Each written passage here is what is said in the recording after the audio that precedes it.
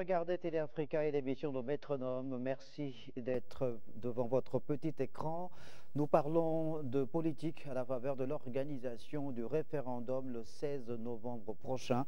La campagne référendaire s'est ouverte officiellement le 6 novembre. Sur le terrain depuis 3 jours, les différents camps, les partisans du oui et du non, la société civile, les partis politiques, mais également les citoyens qui sont donc intéressés fortement par cette campagne référendaire, par ce référendum qui devrait donc emmener les populations gabonaises à se prononcer en toute responsabilité le 16 novembre prochain quant à la constitution de la République. Pour évoquer cette actualité en rapport avec le référendum du 16 novembre prochain et cette campagne qui s'est ouverte le 6 novembre, j'ai le plaisir de recevoir sur le plateau de l'émission Le Métronome consacré à cette forte actualité, M. Petit-Lambert Ovono, en sa qualité d'évaluateur certifié des politiques publiques, président de la Société gabonaise d'évaluation des politiques publiques. M. Petit-Lambert Ovono, bonsoir. Bonsoir M. Pambou et bonsoir à vos téléspectateurs et bonsoir au peuple gabonais. Merci beaucoup d'avoir accepté cette invitation. Vous êtes un évaluateur certifié, connu dans notre pays. Vous avez pris le parti de défendre le oui lors de cette campagne référendaire, avant même l'ouverture officielle de la campagne, durant la période de la pré-campagne, que vous aviez déjà donné votre position, votre posture par rapport à ce projet de constitution. Vous avez donc élaboré un document qui se base sur ce que vous avez qualifié de 10 bonnes raisons pour lesquelles vous invitez les populations gabonaises à voter oui. On va, dans cette émission, le fil conducteur sera donc adossé à cette élaboration des 10 raisons. Vous allez nous expliquer la quintessence même de chacune de ces raisons pour lesquelles vous appelez les populations à voter en faveur du oui. Mais avant, question introductive. Depuis que la campagne référendaire a été lancée, on voit qu'il y a une véritable mobilisation sur le terrain des partisans du oui et du non. On voit que le débat est également très animé sur les réseaux sociaux. Quelle appréciation, quelle évaluation faites-vous de ces 3 premiers jours de la campagne référendaire? Avant de répondre à votre question, je voudrais d'abord dire que nous ne sommes pas un parti politique. Nous ne faisons pas la politique. Nous sommes là pour rendre public le rapport d'évaluation que nous avons fait depuis la prise de pouvoir par les forces de défense et de sécurité. Souvenez-vous que le 30 août 2023, lorsque les forces de défense et de sécurité ont pris le pouvoir, ils se sont constitués en comité pour la transition et pour la restauration des institutions. Autrement dit, leur coup d'État, qu'ils ont qualifié de coup de libération, rentre dans un projet qu'ils se sont donné les moyens et qu'ils se donnent encore les moyens d'atteindre les objectifs. Ce projet est constitué de 4 objectifs. Le premier objectif était celui de la libération du Gabon. Le Gabon a été libéré du joug, du PDG, du pouvoir Ali Bongo et pouvoir Bidi Binze. L'enthousiasme que les Gabonais ont manifesté dans la journée du 30 août est une preuve palpable et tangible qu'ils ont été libérés. C'était le premier objectif. Cet objectif a été atteint et le résultat, c'est l'enthousiasme des Gabonais. Le deuxième objectif, c'est dans le discours d'investiture du général de brigade Brice Clotaire Oligui-Nguema. Le deuxième objectif consistait à dire « nous allons rendre le pouvoir aux civils ». Mais qu'est-ce que c'est que rendre le pouvoir aux civils? Nous allons en parler. Et ensuite, il y a la restauration des institutions.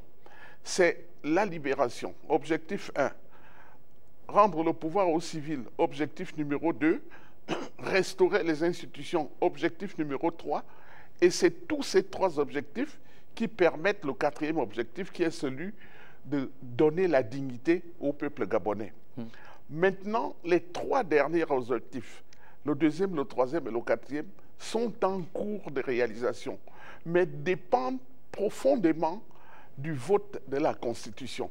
Parce qu'on ne peut pas rendre le pouvoir aux civils si on ne procède pas à une élection politique, présidentielle, législative, locale et sénatoriale. Exactement. Et le texte constitutionnel qui nous est soumis, justement, est là pour montrer les différentes institutions qui vont désormais exister au Gabon.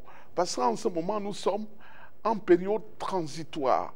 Les institutions qui accompagnent le CETRI sont des institutions transitoires. Et avec une durée bien déterminée, et les militaires n'ont pas caché, ils ont été très transparents jusqu'à présent pour dire après 2 ans, nous devons rendre le pouvoir aux civils et les militaires vont maintenant regagner leur caserne. Donc c'est sur les objectifs que la Constitution a été basée et c'est sur ça, les Gabonais doivent comprendre que ce n'est pas les articles qui sont là qui constituent le véritable enjeu de ce référendum. Vous allez avoir le temps nécessaire, voilà, évidemment, qui va vous permettre de pouvoir mettre le marqueur sur ces 10 raisons que vous avez identifiées dans ce projet de constitution qui, selon vous, devrait emmener les uns et les autres à voter pour le oui, puisque vous défendez cette position-là, vous défendez le oui. Alors, je vous ai posé la question sur le ton de la campagne depuis qu'elle a été ouverte. Comment vous l'appréciez, comment vous l'évaluez? Mais justement, c'est en fonction d'un projet et des objectifs que nous évaluons. Et nous avons évalué. Et la conclusion que nous tirons jusqu'à présent, puisque c'est une évaluation concomitante, c'est-à-dire tout au long de la réalisation des objectifs, des actions, des interventions que le CTRI est en train de faire, nous évaluons au fur et à mesure. Nous relevons des données et des informations, nous les analysons, et c'est ce rapport que nous sommes venus rendre public. Et ce rapport se termine par une recommandation. La recommandation est faite par 10 raisons qui permettent maintenant de dire voilà les 10 principales raisons pour lesquelles le peuple gabonais doit voter oui. Et nous avons ciblé ces raisons-là. On va d'ailleurs... Et on va en parler. On en parle voilà maintenant, puisque... l'objet de notre rapport. Ces 10 raisons sont chacune adossées sur une disposition du projet de constitution qui vous ont finalement convaincu de faire la promotion du oui lors du référendum qui aura lieu le 16 novembre prochain. La première raison, Petit Lambert Ovono, c'est la disposition de l'article 30 dans ce projet de constitution qui évoque la jeunesse. Pourquoi vous avez placé justement cette disposition-là en numéro 1 dans l'ordonnancement de ces 10 raisons? Non, la première raison, ce n'est pas la cible jeunesse. La première raison, c'est que les militaires tiennent leurs promesses, tiennent parole. Ils ont promis qu'après 2 ans, ils doivent rendre le pouvoir aux civils. Donc, c'était une promesse, c'était une parole donnée. Ils sont en train de respecter cette parole donnée et c'est pour ça qu'ils soumettent maintenant le texte constitutionnel aux Gabonais pour que les Gabonais, s'ils sont d'accord, ils choisissent ce texte-là et les militaires vont continuer par les élections présidentielles, par les élections politiques. C'est ça la première raison. La première raison, c'est tenir la parole des militaires pour rendre le pouvoir aux civils, pour restituer les institutions, restaurer les institutions et enfin pour la dignité des Gabonais. Mais maintenant, en fonction de ça, nous avons identifié dans le projet de constitution les différents articles qui concernent chaque cible. Et la première cible pour nous, c'est celle qui constitue le Gabon de demain. Le développement durable, c'est la jeunesse. Et c'est pour ça que nous avons choisi la jeunesse avec l'article numéro 30. Voilà un tout petit peu le décor planté. Alors, cet article, cette disposition-là met en relief certains aspects des missions régaliennes de l'État dans le cadre de la formation de la jeunesse, la formation professionnelle. En quoi est-ce que cette disposition est bien particulière de ce que l'État faisait déjà dans le cadre justement de ces politiques élaboré dans notre pays et dédié à la jeunesse? Cette disposition est particulière pour deux raisons. La première raison, un accent fort n'était pas mis sur la formation professionnelle. Notre pays était habitué, nous-mêmes d'ailleurs, à faire des études générales, des études supérieures.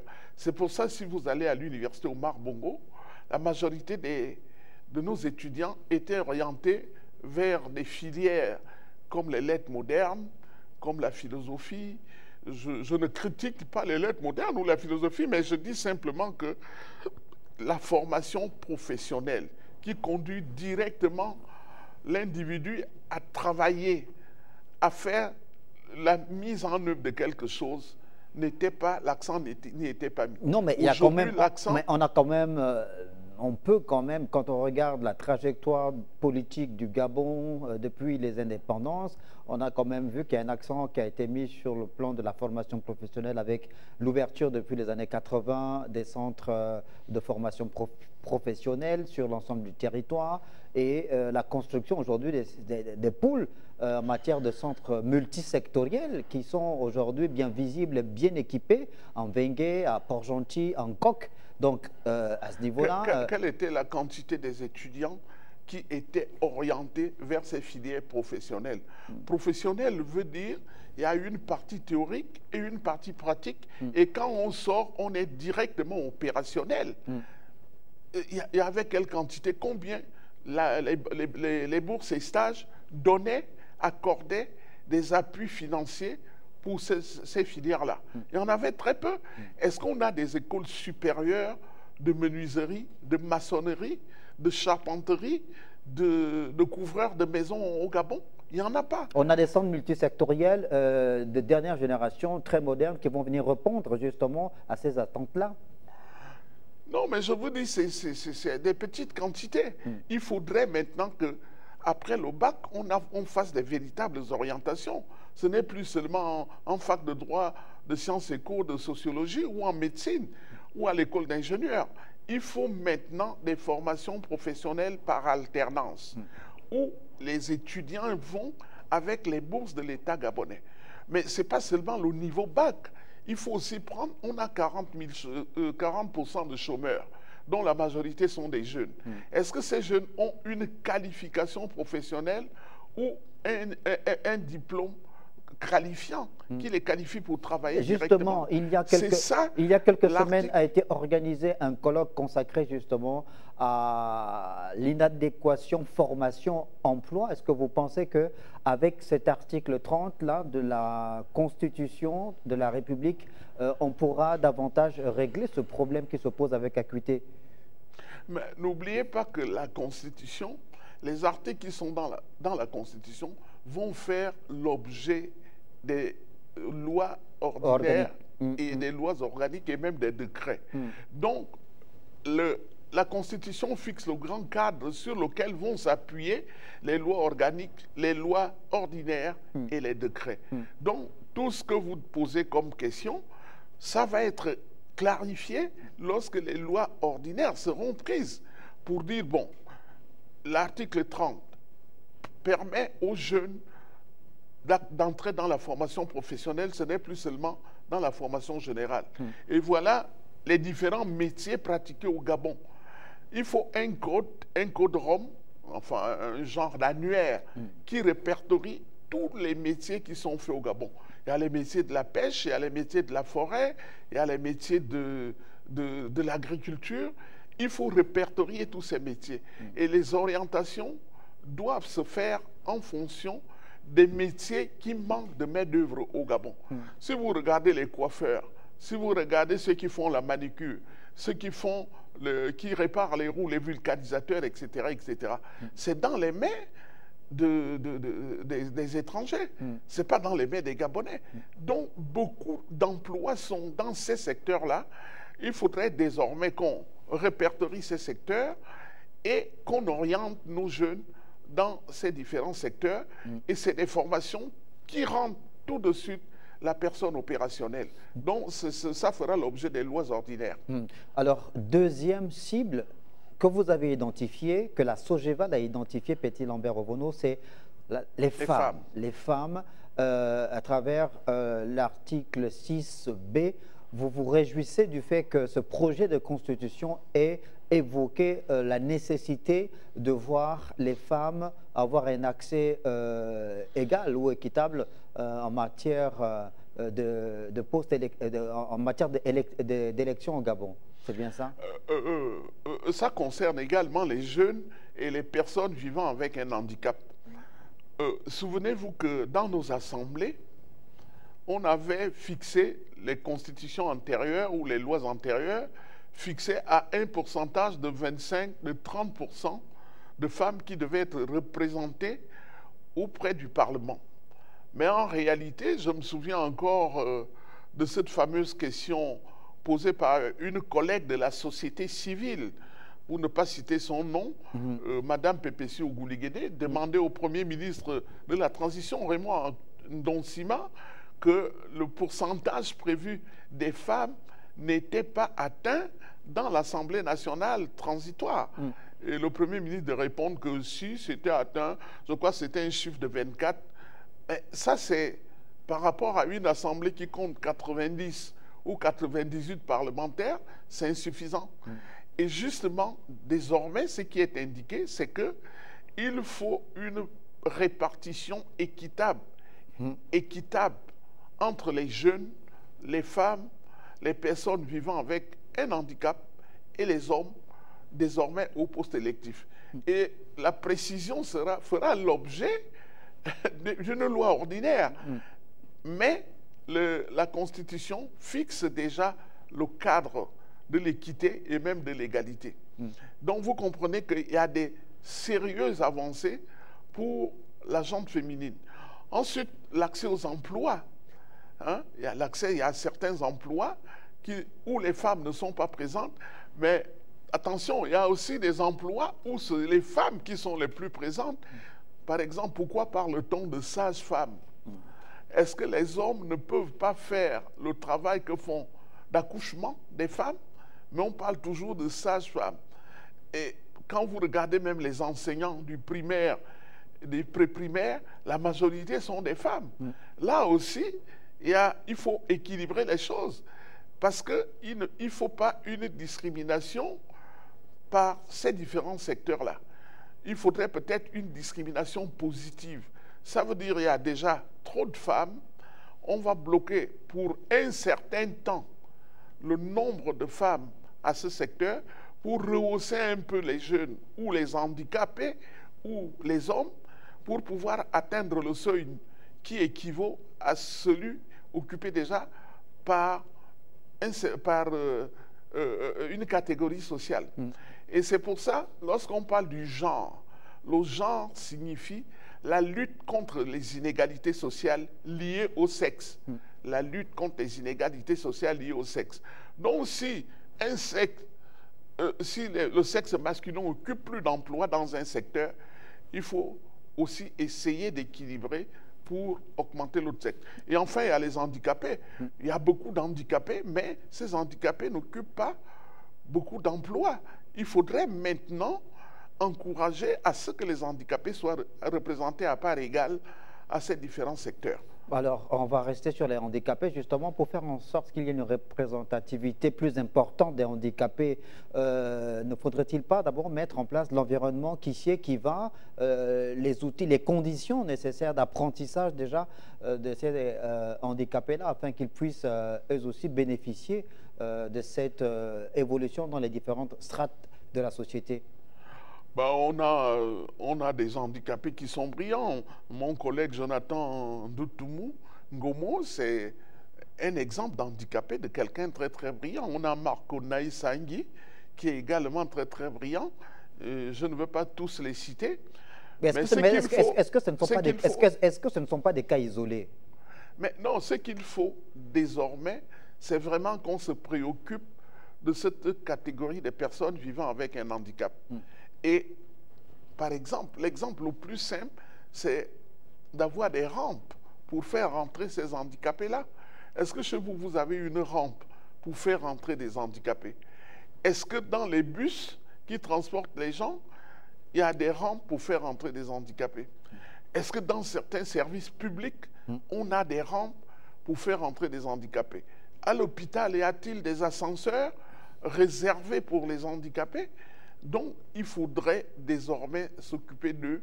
Et je crois que c'est ce que dit également la nouvelle Constitution. Mais je répète, ça doit faire l'objet des lois ordinaires. Les précisions doivent faire l'objet des lois ordinaires. Ça, c'est pour les personnes handicapées. Alors, pour ce qui est, on reste sur ce point consacré aux femmes, à cette disposition du projet de constitution qui donne davantage à la femme la possibilité de pouvoir être sur le même pied d'égalité que les hommes dans notre société. Pour parler, par exemple, du traitement salarial, le constat qui est également fait, ce n'est pas une réalité typiquement gabonaise, mais c'est au-delà, enfin c'est dans le monde, j'ai envie de dire, cette différence de traitement parfois à diplôme égal, mais les salaires ne sont pas toujours les mêmes entre ce que gagne un homme et une femme. Non, je crois que le terme égalité n'est pas approprié, et c'est pour ça que je dis qu'il faut attendre les lois ordinaires. Il vaut mieux parler d'équité. Il vaut mieux parler d'équité. Parce qu'il y a des gens qui sont très bas et les autres qui sont très hauts. Et dire qu'on va jouer à l'égalité, c'est difficile. Ce qu'il faut, c'est de faire progresser ceux qui sont en bas pour atteindre ceux qui sont déjà en haut. Et ça, c'est le terme d'équité qui est différent du terme d'égalité. Et je crois que les lois ordinaires préciseront ce que je viens de dire là.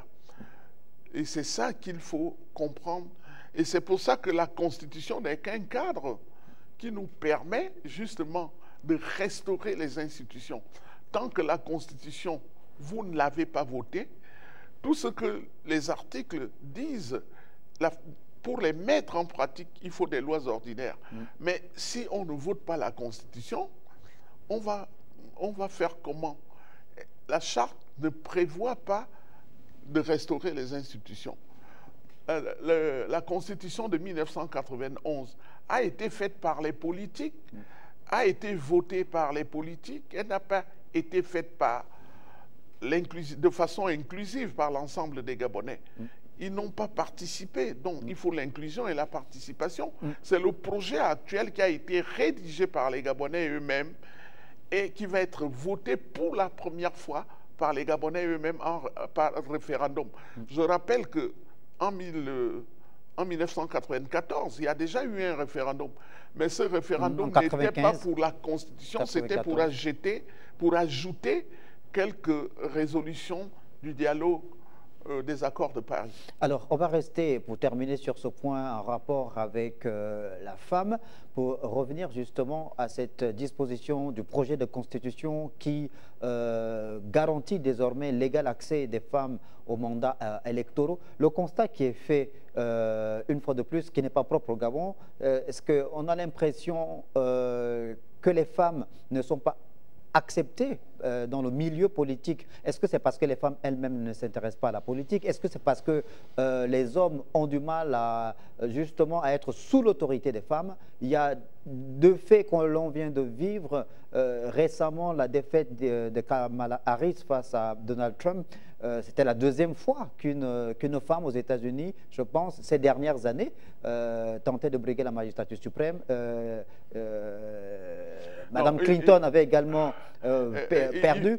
Alors, est-ce que la société mondiale est misogyne? Est-ce que c'est une société phallocrate?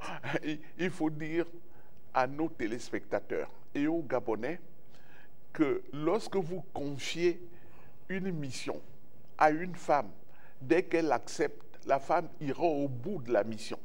Si vous confiez une mission à l'homme, l'homme va balbutier. Les hommes ne vont pas toujours au bout, mais les hommes aiment discuter pour être candidats à des postes et les femmes sont plus effacées. Mais quand une femme s'engage, elle va jusqu'au bout. Et c'est pour ça que c'est un avis personnel, j'aime travailler avec les femmes. Parce que les femmes vont jusqu'au bout dès qu'elles s'engagent. Ce n'est pas qu'on les oblige. Donc, on ne peut pas obliger les femmes à se présenter à des postes électifs, mais celles qui se sont engagées, elles l'ont prouvé. Vous avez Madame Milebou qui a été présidente du Sénat. Vous avez Madame Moranso qui était présidente de la Cour constitutionnelle. Et je citerai les ministres. On a eu des ministres femmes à l'économie. Est-ce que c'est culturel finalement? Est-ce que c'est culturel? Dès qu'elles s'engagent, elles vont jusqu'au bout. Mais le débat, c'est que on croit toujours que c'est les hommes qui empêchent les femmes. Non, beaucoup de femmes n'aiment pas s'engager pour s'amuser. Mais quand elles s'engagent, elles vont jusqu'au bout. Donc, c'est en ce qui concerne l'engagement politique des femmes dans notre pays. Maintenant, dans la société civile, peut-être on va y arriver, puisque la société civile est concernée, est une des cibles que nous avons visées avec un article phare, l'article 6. On va y arriver. Troisième cible, c'est le bien-être. Vous avez identifié également le bien-être dans ce projet de constitution, selon vous, qui devrait faire en sorte que les Gabonais votent en faveur de oui. Cet article qui fait donc référence à l'accès à l'énergie, à l'eau potable, l'article 37. Petit Lambert Obono, est-ce que là, à ce niveau-là, vous êtes cohérent, sachant que la qualité de service en ce qui concerne l'accès à l'eau potable, à l'électricité, reste à désirer? En quoi est-ce que cet article 37-là est une révolution? Je crois que jusqu'à présent, mais ça c'est un article, c'est du concret. Il manque de l'eau à Libreville. Il manque l'énergie à Libreville. Il manque l'interconnexion au Gabon. C'est-à-dire interconnecter Ndendé avec Mouila, Ndendé avec les Bamba avec Mbigou, Ndendé avec Chibanga, etc., etc. Il manque de l'eau, il manque de l'électricité, alors que nous sommes un pays qui est rempli d'eau et qui est avec des chutes qui peuvent nous permettre de construire des barrages hydroélectriques.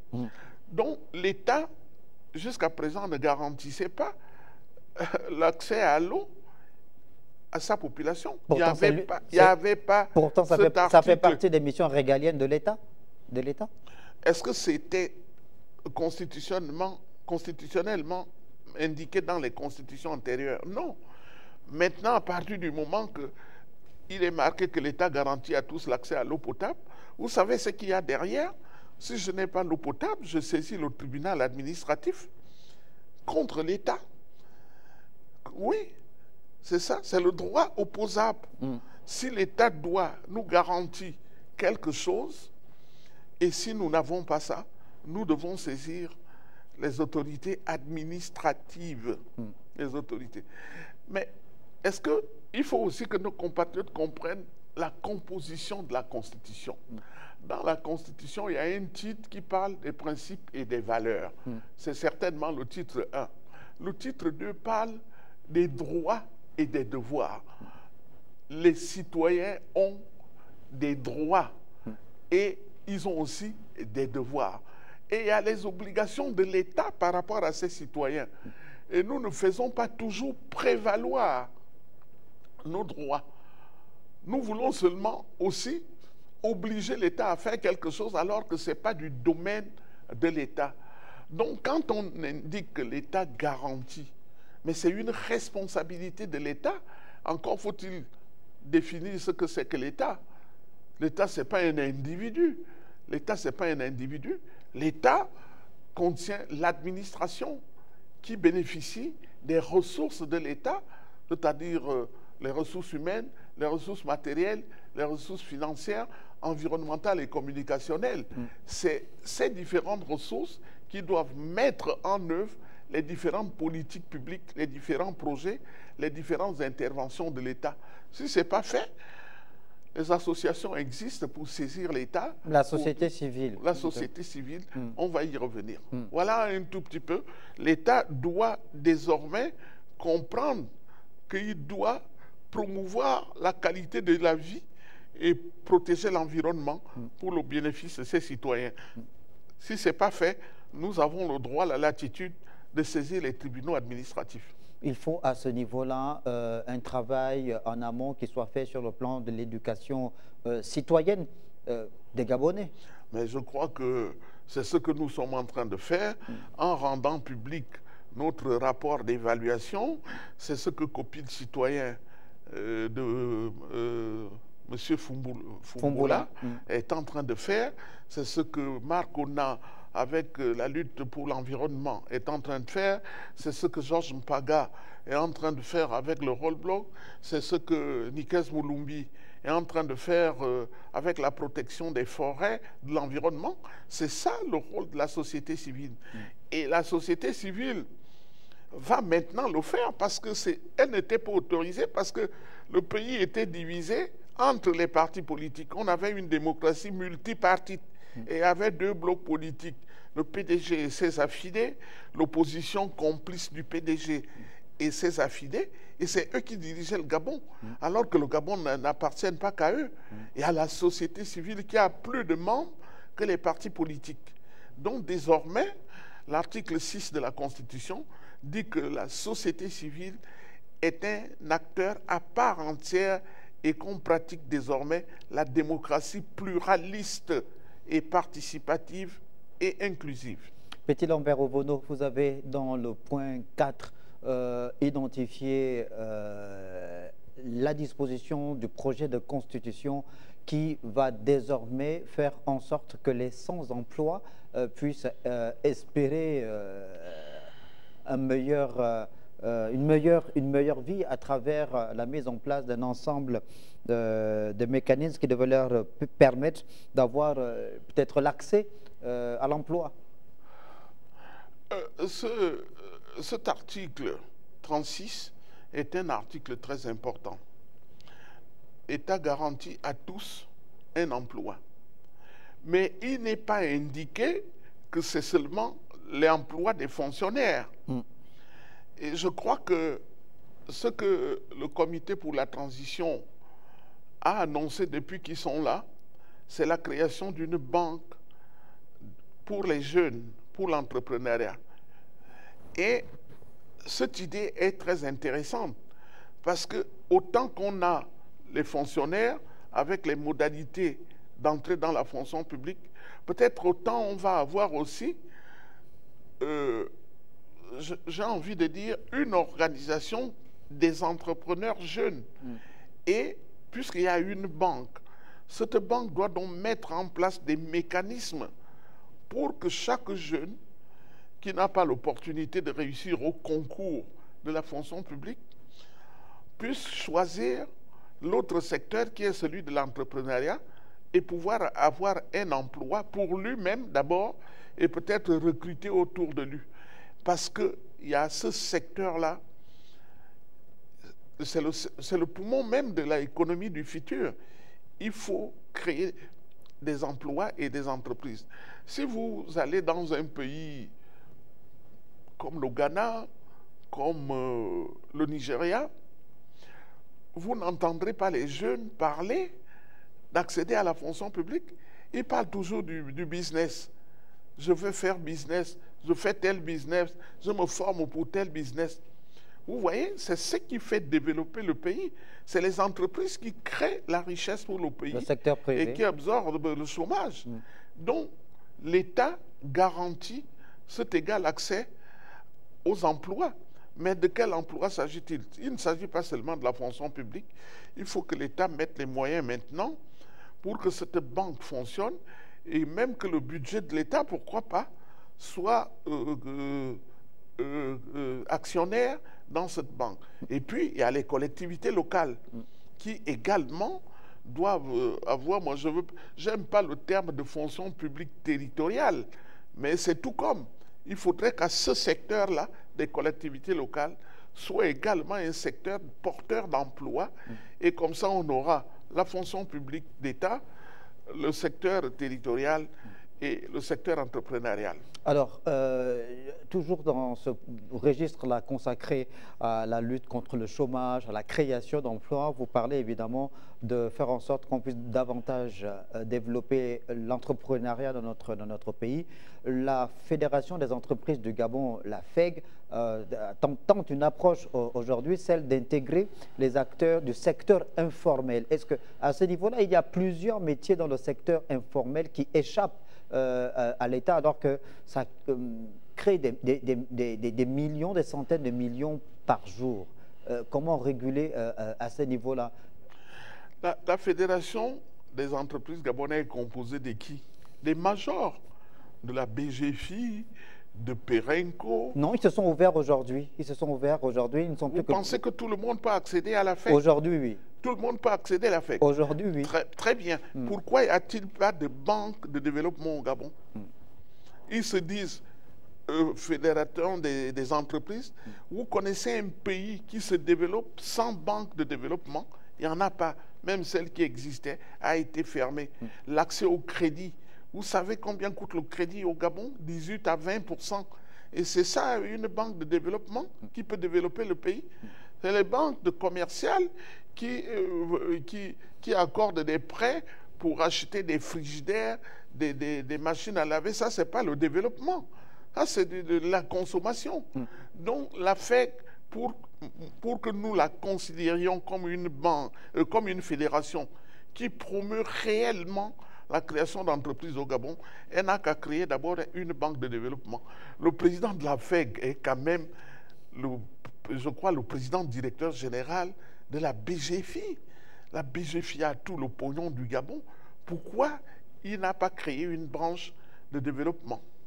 Pourquoi? Avec des crédits à taux zéro pour les jeunes qui terminent les études ou qui veulent créer une activité à taux zéro. Et on peut dire, et même donner des bourses aux étudiants qui sont déjà en master pour se spécialiser, pour terminer leurs études de troisième cycle. Et ils pourront rembourser quand ils vont commencer, soit à rentabiliser leur entreprise, soit à toucher un salaire. Donc il y a des idées comme ça. Cet article 36 aussi fera l'objet des débats au moment de la prise des textes d'application. Petit Lambert Ovono, on est donc dans une période de transition au Gabon, une période d'exception depuis le 30 août 2023 avec ce coup d'État, coup de libération donc mené par les éléments de force de défense et de sécurité. Justement, vous faites mention de l'armée à travers la disposition contenue dans l'article 38 de ce projet de constitution. J'ai lu un peu l'article, on peut la voir d'ailleurs à l'écran, l'article 38. La défense de la nation et la sauvegarde de l'ordre public sont assurées essentiellement par les forces de défense et de sécurité nationale. Jusque-là, c'est la mission régalienne de l'État. Est-ce que vous avez oublié que c'est l'armée qui avait d'abord cette mission seule? C'est l'armée qui était chargée en priorité de défendre la nation contre les menaces extérieures. Maintenant, on a mis l'ensemble des forces de sécurité, c'est-à-dire les sapeurs-pompiers, les policiers, les gendarmes, etc. Donc c'est la globalité maintenant, les forces de défense et de sécurité qui sont chargées de ça. Mais il n'y a pas que cet article, il y a également l'article qui dit qu'il doit participer au développement économique et social en cas de paix. Justement, en temps de paix, les forces de défense et de sécurité gabonaises peuvent participer aux travaux de développement économique et social de la nation. Ça avait déjà été amorcé avec le génie militaire. Mais oui, même maintenant, il faut intensifier. Il faut intensifier cela parce que l'exemple a montré que lorsqu'on donnait beaucoup de choses aux civils, les résultats n'étaient pas nécessairement atteints. C'est justement le travail d'évaluation. Vérifier qu'on a lancé une intervention de l'État, elle n'a pas atteint les résultats escomptés. Quand on interroge les populations, le problème n'a pas disparu. Alors qu'avec les forces de défense et de sécurité, vous savez, ils ont un système militaire. Ils ont des objectifs fixés à atteindre. Sous quelle forme cela pourrait-il se traduire, sachant que, comme vous l'aviez si bien dit, on va repartir à l'ordre constitutionnel après la transition, après que le CTRI ait remis le pouvoir aux civils. Sous quelle forme l'armée et les forces de défense et de sécurité vont-elles participer au développement? Puisqu'il y aura l'exécutif, il y aura le pouvoir exécutif, législatif, judiciaire, il y aura un gouvernement. L'armée, les forces de défense et de sécurité interviennent comment dans le processus de développement? Comprenez bien comment les choses marchent dans un État. Dans un État, l'exécutif conçoit les programmes et les projets. Ces programmes doivent être envoyés au Parlement pour que le Parlement les dote des ressources. Les 3 ressources que j'ai évoquées, matérielles, financières et humaines. Et les ressources sont lesquelles? C'est l'administration de l'État. C'est les forces de défense et de sécurité qui sont une ressource humaine. Ils ont des spécialités là-bas. Ils ont même du matériel là-bas. Donc, s'il y a un projet d'envergure ou un programme d'envergure, il faudrait bien que soit l'État, avec l'accord certainement du Parlement, accorde des crédits et prenne ces ressources-là pour développer notre pays, parce que c'est le pays de tout le monde. Ce n'est pas seulement les civils, c'est aussi le pays des forces de défense et de sécurité. Donc c'est une ressource humaine et matérielle qu'on négligeait jusqu'à présent. Et les forces de défense et de sécurité elles-mêmes aussi se cantonnaient entre eux. C'est comme s'ils étaient exclus de la vie quotidienne, alors qu'ils sont contribuables comme nous. Ils paient les impôts, ils circulent sur les mêmes routes que nous. Et votre question est importante aussi, parce qu'il y en a qui disent, un militaire, s'il veut être candidat à une élection, il doit d'abord démissionner. C'est écrit où? C'est écrit où? C'est écrit nulle part. Ils sont contribuables comme nous. Donc, ils ont les mêmes droits civils que nous. Ils ont les mêmes droits civils que nous. Peut-être que j'anticipe là, puisque les gens accusent le général Oligui. Si un militaire est candidat en gardant l'uniforme... C'est l'individu qui est candidat, ce n'est pas l'armée qui est candidate, c'est l'individu. On a déterminé les conditions pour être... Comment? Une fois élu, il sera... C'est une fois élu qu'il prend la disponibilité. D'accord. Voilà. On va faire le lien entre ce que vous venez de dire qui est très pertinent par rapport justement au rôle dévolu désormais aux forces de défense et de sécurité dans ce projet de constitution en donnant à ces forces-là plus de moyens, de marge pour évoquer le point 6 que vous avez identifié en rapport avec les collectivités locales. Alors, ce point 6-là dispose donc, c'est l'article 157, les collectivités locales s'administrent librement par les conseils élus dans les conditions prévues par la loi, notamment en ce qui concerne les compétences et leurs ressources. Est-ce que là, à ce niveau-là, vous voyez une forme de collaboration avec l'armée, les forces de défense et de sécurité qui pourraient intervenir dans ces collectivités-là, par exemple? Non, il y a certains projets qui sont transversaux. Ça ne s'arrête pas à une collectivité locale. Quand les projets, par exemple, la Transgabonaise qui va de Libreville à Franceville, c'est quand même un projet d'envergure, un projet important. Oui, moi je parlais de collectivités, des districts, des départements, par exemple. On peut prendre les forces de défense et de sécurité pour participer. Maintenant, au niveau des collectivités locales, d'abord, les responsables sont élus par les populations elles-mêmes.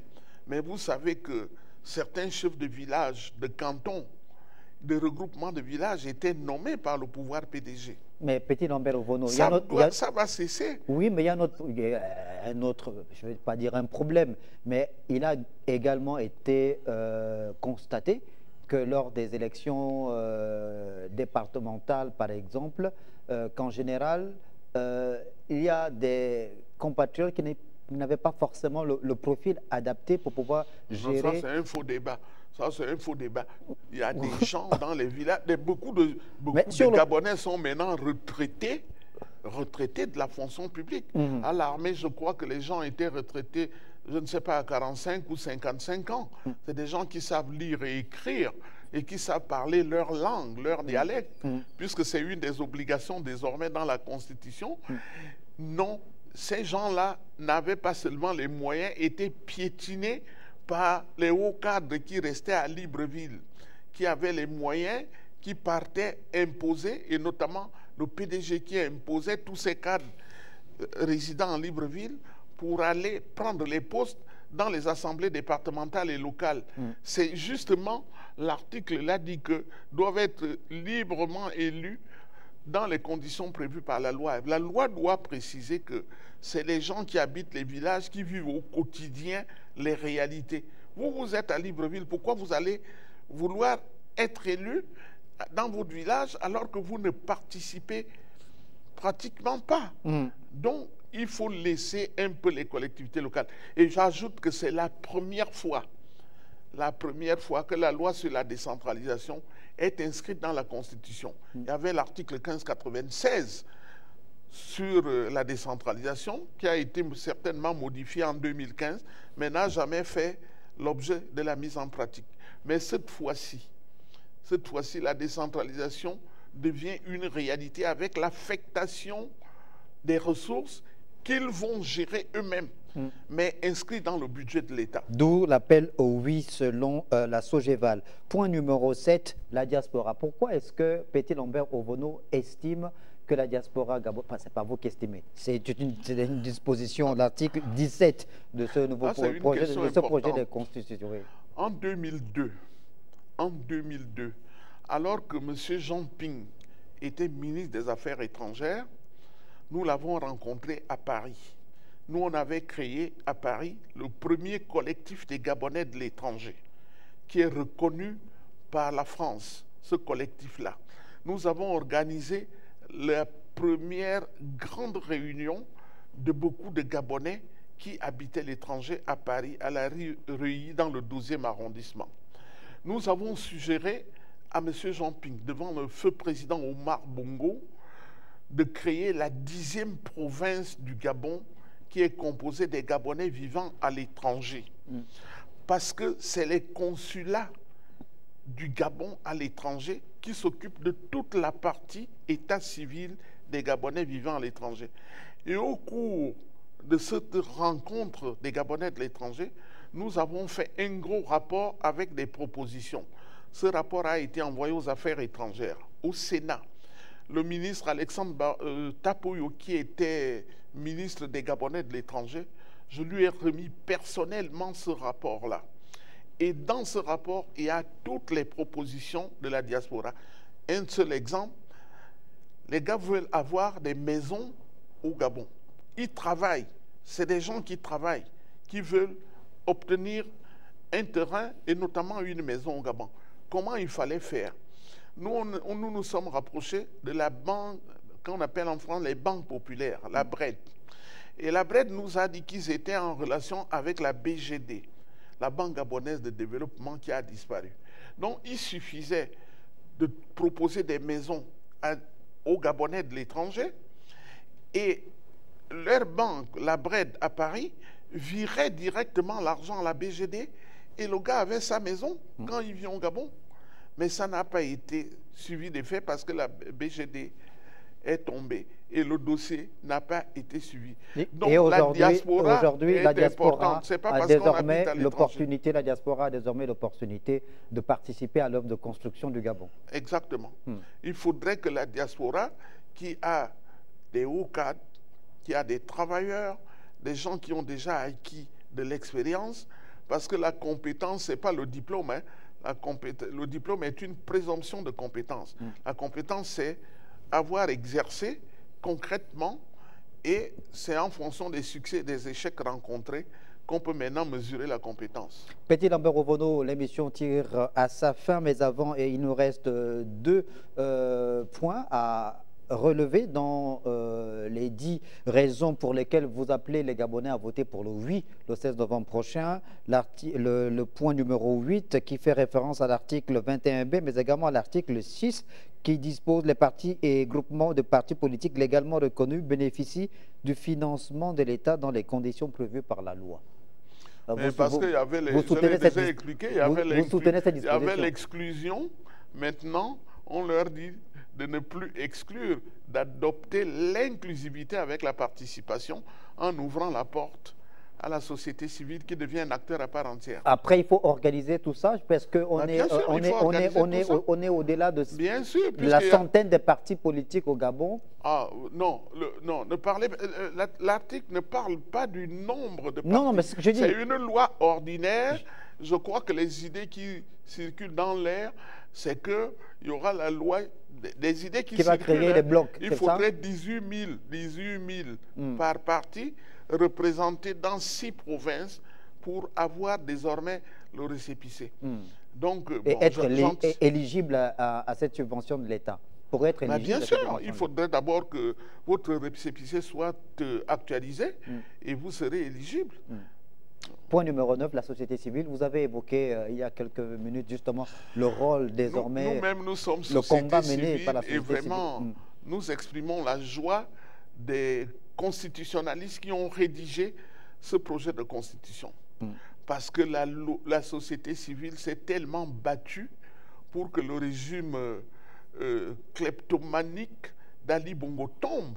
Hein, vous savez tout ce qui s'est passé dans les réseaux sociaux, ça continue même encore, et vraiment on a été actifs. Pour ce qui concerne Sogeval, nous existons depuis 2012, et chaque jour nous publions au moins un texto. Pour ceux qui lisent ces textos-là, ils savent que nous on n'est pas là pour calomnier, pour injurier ou pour diffamer, mais les propositions que nous faisons, certains les ont considérés, d'autres non.